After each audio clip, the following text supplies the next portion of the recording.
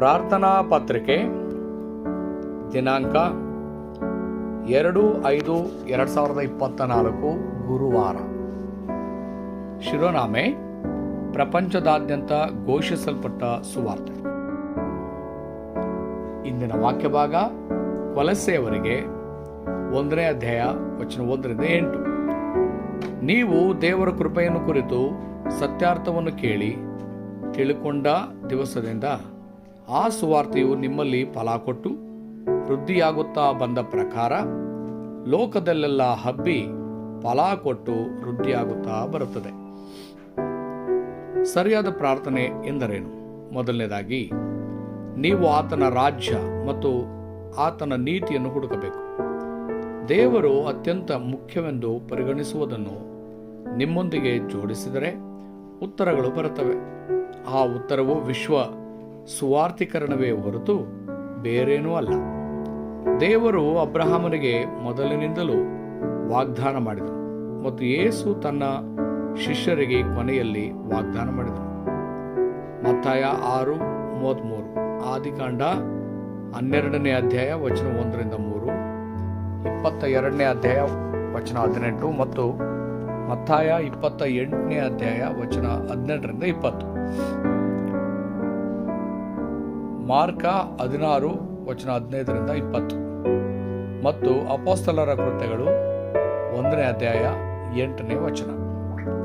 237 ರಾಷ್ಟ್ರಗಳನ್ನು ಸ್ಥಳಾಂತರಿಸಲು ದೇವರು ಯೋಸೇಫನು ಮತ್ತು ದಾನಿಯೇಲರನ್ನು ಪ್ರಬಲ ರಾಷ್ಟ್ರಗಳಿಗೆ ಕಳಿಸಿದನು.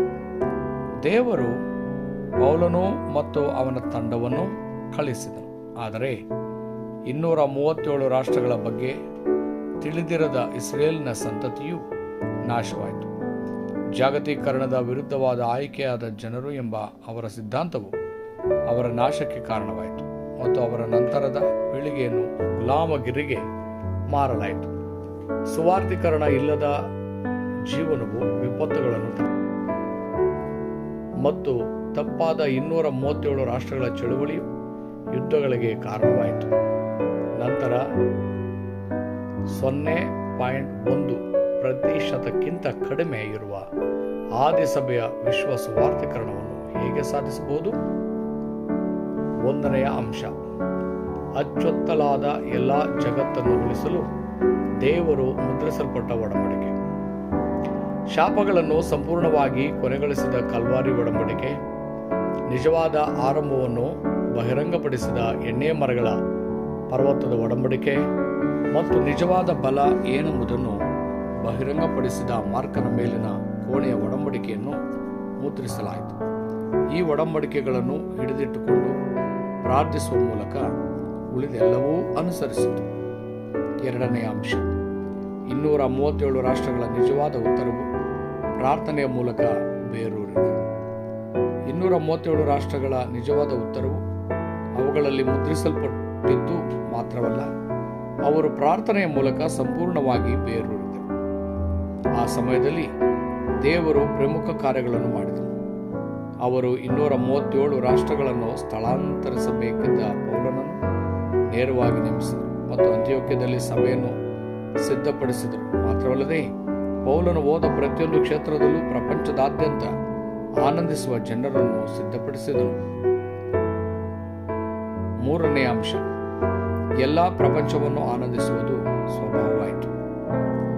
ಇದನ್ನು ಅರಿತುಕೊಂಡ ಫಿಲೋಮೋನನಿಗೆ ಅವನು ಒನೇಸಿಮನನ್ನು ಒಪ್ಪಿಕೊಂಡು ಕೊಲೊಸ್ಸೆಯಲ್ಲಿ ಸಭೆಯ ಬಿಷಪ್ ಆಗಿ ಬೆಳೆಸಿದನು. ಯೇಸು ಈ ಶಿಷ್ಯರಿಗೆ ಎಲ್ಲ ರಾಷ್ಟ್ರಗಳಿಗೆ, ಎಲ್ಲ ಜನರಿಗೆ ಮತ್ತು ಭೂಮಿಯ ಕಟ್ಟ ಕಡೆಗಳಿಗೆ ಹೋಗಲು ಹೇಳಿದನು. 237 ರಾಷ್ಟ್ರಗಳು ಗುಣಪಡಿಸುವಿಕೆ. ಉತ್ತುಂಗ ಶಿಖರಕ್ಕಾಗಿ ನೀವು 3 ಅಂಗಳಗಳು ಮತ್ತು ಸಾಂಸ್ಕೃತಿಕ ಸ್ಥಳಗಳನ್ನು ರಚಿಸಬೇಕು ಮತ್ತು ವಿದೇಶಿಯರನ್ನು ಆಹ್ವಾನಿಸಲು ಮಿಷನ್ ಹೋಮ್ ಅನ್ನು ಪ್ರಾರಂಭಿಸಬೇಕು. ನೀವು ಪ್ರಪಂಚದಾದ್ಯಂತ ಕತ್ತಲೆಯನ್ನು ನಿರ್ಬಂಧಿಸಬೇಕು ಮತ್ತು ಧನ್ಯವಾದಗಳೊಂದಿಗೆ ಅದರಲ್ಲಿರುವವರನ್ನು ಉಳಿಸಲು ಪ್ರಾರ್ಥಿಸಿ.